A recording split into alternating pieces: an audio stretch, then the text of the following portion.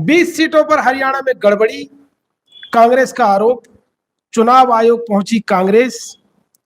क्या है आरोप? किस तरीके से इन लोग सिद्ध कर पाएंगे इन आरोपों?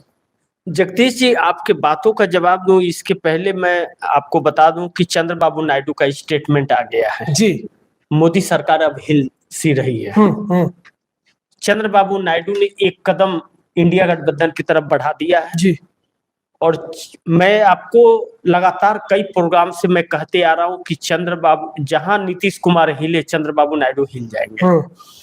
और चंद्रबाबू नायडू संकेत देते हुए नजर आ रहे हैं कि उन्होंने इंडिया गठबंधन की तरफ अपना रूप बदल दिया है।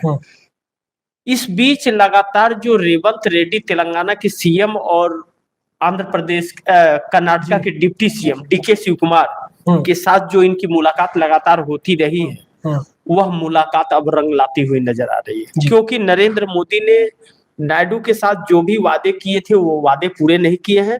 चंद्रबाबू नायडू को हमेशा जब जब वह दिल्ली आए तो एक ठेंगा दिखा करके भेज दिए, हवा हवाई रहा। जैसे नीतीश कुमार के साथ किया इन्होंने, चुनाव भी साथ लड़ा, सब कुछ किया और कोई भी वादा पूरा नहीं किया।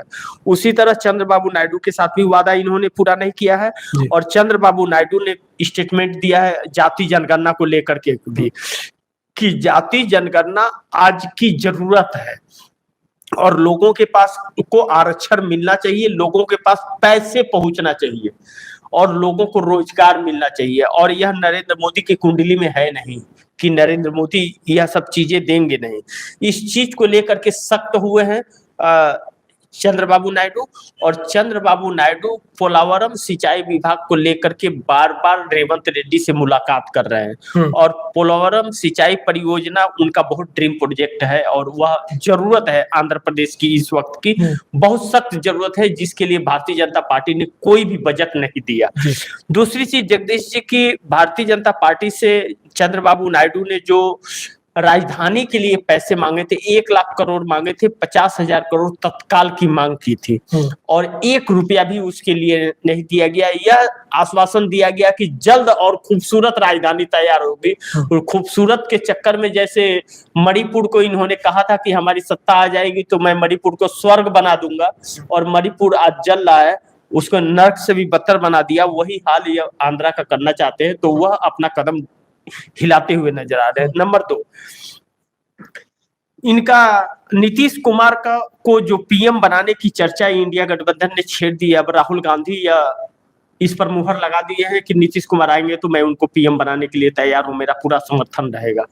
और कांग्रेस ने अगर समर्थन दे दिया तो बाकी सब समर्थन देंगे, क्योंकि बगैर कांग्रेस के समर्थन का कोई सरकार बना पाएगा नहीं, यह चीजें तय है। और कांग्रेस बाहर से समर्थन देगी, उसकी सरकार में कोई हिस्सेदारी नहीं रहेगी। यानी कि इन लोगों के मकसद पूरा हो जाएंगे। 9वीं सूची में आरक्षण को डलवाना है बिहार के लिए, 65% आरक्षण चाहिए या किसी को भी देने के लिए आरक्षण चाहिए, तो यह सारी चीजें यह लोग पूरा कर सकते हैं, मतलब विकास कर सकते हैं। कांग्रेस का मकसद यह है कि बैलेट पेपर से चुनाव हो और चुनाव आयुक्त जो है जिसकी नियुक्ति होनी है वह निष्पक्ष चुनाव आयुक्त आए इस देश में। और सुप्रीम कोर्ट के सीजीआई डीवाई चंद्रचूड़ का 10 नवंबर को कार्यकाल समाप्त हो रहा है। सीजीआई जो बने वह निष्पक्ष व्यक्ति हो, किसी पार्टी का व्यक्ति न हो, यह कांग्रेस की मांग है। और इन्हीं शर्तों के साथ में नीतीश कुमार को पीएम बनाने का ऑफर दे दिया गया है और नीतीश कुमार लुढ़कते हुए इंडिया गठबंधन की तरफ नजर आ रहे हैं।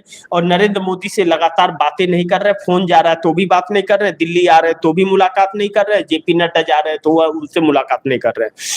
अब नीतीश कुमार का यह रवैया दिखा रहा है कि वह इंडिया गठबंधन की तरफ पहले भी रुख था उनका और अब तो राहुल गांधी ने मुहर लगा दी है। अब राहुल गांधी का मिशन यह है कि इस बार जो भी चुनाव हो बैलेट पेपर से चुनाव हो, क्योंकि ईवीएम पर से आम जनता का भरोसा उठ गया है और ईवीएम में जिस तरह की हेरा फेरी की जा रही है, अब आगे ईवीएम से चुनाव कराना यह सही नहीं होगा, यह लोगों के मतों के साथ धोखा होगा और जनता भी इस चीज को मान रही है, इसलिए यह कार्य होने चाहिए। इसके लिए नीतीश कुमार को ऑफर दे दिया गया कि आप पीएम बनिए, हम लोगों को कोई दिक्कत नहीं है, आप आ जाइए, और उस तरह वो बढ़ाते हैं। दूसरी चीज अखिलेश यादव का, जगदीश जी आप ही ने ब्रेक किया था उसको, कि अखिलेश यादव को रोका गया है जयप्रकाश नारायण के मूर्ति की तरफ उनके फोटो पर हाँ, फूल माला चढ़ाने के लिए। रोका तो गया। रात यह खबर आई थी जगदीश जी की रात को अखिलेश यादव को यह खबर मिली कि उसको कटरैन से घेर दिया गया है, उस जगह को, उसके अंदर कुछ टूट फूट की गई है, तोड़ फोड़ की गई है, इसीलिए अखिलेश यादव को जाने से रोका गया है। जो लाखों की संख्या में समाजवादियों की भीड़ लगी हुई थी और अखिलेश यादव को घर में नजरबंद करने का प्रयास किया गया था, सभी तरफ से रास्ते रोक दिए गए थे, फिर भी कार्यकर्ता वहां पहुंच गए थे।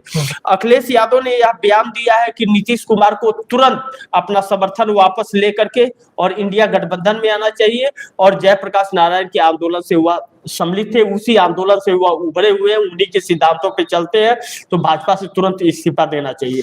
यह बातें भी किया है। तो राजीव रंजन जो राष्ट्रीय प्रवक्ता है, जो केसी त्यागी के जगह पे बने हैं, वह भी क्या नाम है कि यह कहे कि इतनी जल्दबाजी क्या है, यानी कि मतलब देखिए इस पर कुछ तो चल रहा है और कुछ बहुत जल्द यह होने वाला है, ऐसा प्रतीक हो रहा है। इस वक्त अखिलेश यादव बिल्कुल मुलायम सिंह के नक्शे कदम पर चल रहे हैं। जो मुलायम सिंह तकनीकियां अपनाते थे, उसी तकनीकी हम लोगों ने मुलायम सिंह को बहुत नजदीक से देखा है और उनको समझा और परखा है। तो इसके लिए यह मतलब बहुत दावे के साथ हम लोग कह सकते हैं कि इस वक्त अखिलेश यादव बिल्कुल मुलायम सिंह के रास्ते पे चल रहे हैं और वह कांग्रेस का साथ छोड़ने के लिए बिल्कुल तैयार नहीं है। उन्होंने यहां तक दावा कर दिया कि 2027 का विधानसभा चुनाव भी कांग्रेस और समाजवादी पार्टी मिल के लड़ेगी, इंडिया गठबंधन लड़ेगा। जी जगदीश जी, मैंने यह सारांश में बता दिया आपको पूरे मतलब अखिलेश यादव का यह जो खबरें रात को ही ब्रेक हुई थी और आपने सुबह मुझे ब्रेक की थी, लेकिन यह रात को ही मुझे हमारे पास तक खबर पहुंच चुकी थी। तो यह चीज जो हो रही थी यह दुर्भाग्यपूर्ण है और इस वक्त अखिलेश यादव बहुत हमलावर है और चंद्रबाबू नायडू एक कदम इंडिया गठबंधन की तरफ बढ़ा चुके हैं। जी जगदीश जी।